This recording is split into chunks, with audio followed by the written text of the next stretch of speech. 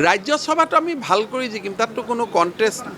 এতিয়াতো মাজুলীত জিকাৰ পিছত মাত্ৰ এটা গেপ, সেইটোৰ ওপৰত আৰু কোনোবা বিৰোধীয়ে যদি ইলেকশ্যন খেলে তেওঁলোকে নিজেই ভুল কৰা হ'ব। কাৰণ জিকিবৰ কাৰণে 42 ছিট লাগে। আমাৰ লগত 83 আছেই, 41 প্লাছ 42 দুইটা জিকিবৰ কাৰণে মাত্ৰ এখন আসন কম। সেইকাৰণে এটা ভোটত আৰু কোনোবাই ৰিক্স লৈ ইলেকশ্যন খেলিলেতো তেওঁলোকৰ কথা। শিক্ষামন্ত্ৰী ডাঙৰীয়াই কৈ আছে পুৰণা হ'লেও এইটোতো ব্যৱহাৰ কৰা হোৱা নাই। ৰাইজৰ টকা আপুনি কিমান অপব্যয় কৰিব? 21 চনত প্ৰশ্ন এখন কাটিলে, প্ৰশ্ন কাটোতে বনোতে কেইবা কোটি টকাও খৰচ হয়। এতিয়া সেইখন আকৌ ফালি পেলাই দিয়াতকৈ তেওঁলোকে সংৰক্ষণ কৰি ৰাখিছে, ক'তোতো লিক হোৱা নাই। গতিকে টকা পইচা দুবাৰ খৰচ কৰাৰ কি অৰ্থ আছে? এইটোতো ৰাইজৰে পুঁজি।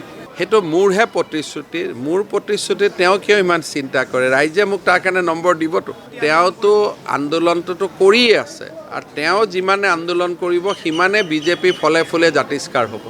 চাওক, মই সেইবিলাক একোৱেই কোৱা নাই। মই কৈছোঁ যে দেশত পলিটিক্স অফ ডেভেলপমেণ্ট, যে মানুহে কাম কাজৰ ওপৰত ভোট দিব, কাম কাজ চাই ভোট দিব, তেনেকুৱা ৰাজনীতি এটা হ'ব লাগে। কংগ্ৰেছ মানে কোনোবা এটা পৰিয়ালক ভোট দিয়া, কোনোবা এটা জাতিক ভোট দিয়া, তাৰ পৰা আঁতৰি লাহে লাহে আমি এনেকুৱা এটা পৰিৱেশত যাব লাগিব যে কোনে ৰাস্তা বনালে, কোনে স্কুল বনালে, কোনে কাম কৰিলে, যাতে মানুহে বিকাশৰ ওপৰত ভোট দিয়ে।